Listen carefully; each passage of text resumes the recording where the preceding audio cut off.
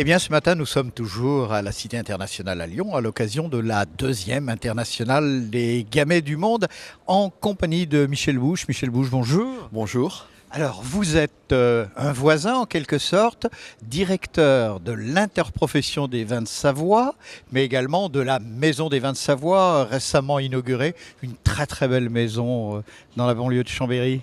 Je vous remercie pour les éloges sur la maison.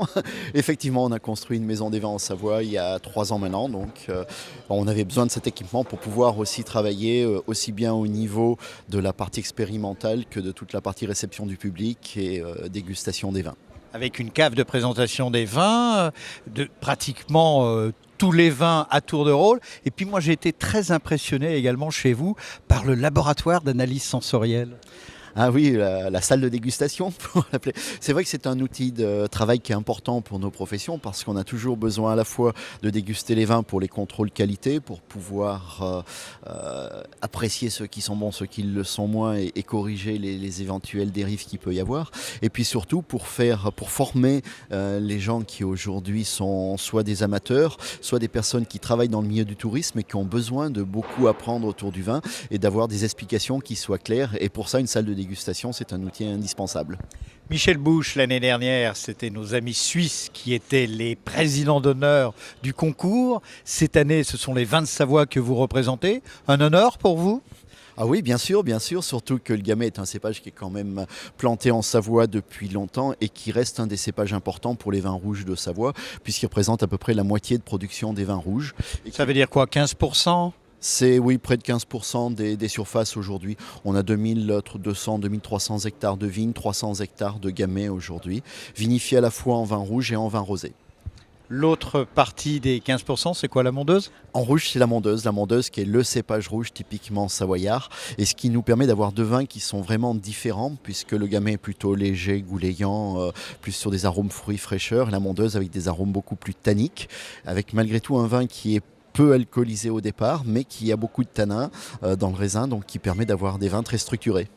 Alors, on le sait, la Savoie que vous représentez ici ce matin est essentiellement connue pour ses vins blancs. Alors, je suppose que pour vous, une telle opération de médiatisation du gamay ne peut être qu'un bonheur. Bien sûr, effectivement, oui, la Savoie, c'est les vins blancs. Et on a toujours beaucoup de mal à faire connaître les vins rouges à l'extérieur parce que les vins rouges, ils sont encore plus que les blancs consommés uniquement sur le territoire savoyard, on va dire sur le territoire des Alpes, alors que les vins blancs sortent un petit peu. Et c'est bien de les comparer aux autres aussi et de faire savoir qu'ils existent. Vous voulez dire par là que dans les vins de Savoie qui regroupent non seulement la Savoie, la Haute-Savoie, mais également l'Ain, une partie de l'Isère et puis peut-être un petit bout de Jura, il n'y a pas de gamay ? On ne va pas jusqu'au Jura. Si, il y a du gamay, mais le gamay, les vins rouges de Savoie sont consommés surtout sur les régions alpines. Et en fait, c'est de l'autoproduction ? Alors c'est de l'autoproduction, mais il en manque quand même beaucoup. Donc, Oui, le Savoyard se tient bien à table. oui. Et puis il y a aussi beaucoup de touristes qui viennent nous voir, donc il faut abreuver tout le monde. Mais non, en vin rouge, on est largement déficitaire par rapport à tout ce qui est consommé sur la région. Donc il y a de la place aussi pour les vins des autres régions, même si on fait en sorte que les Savoyards soient toujours bien représentés. Michel Bouche, un mot sur ce concours ?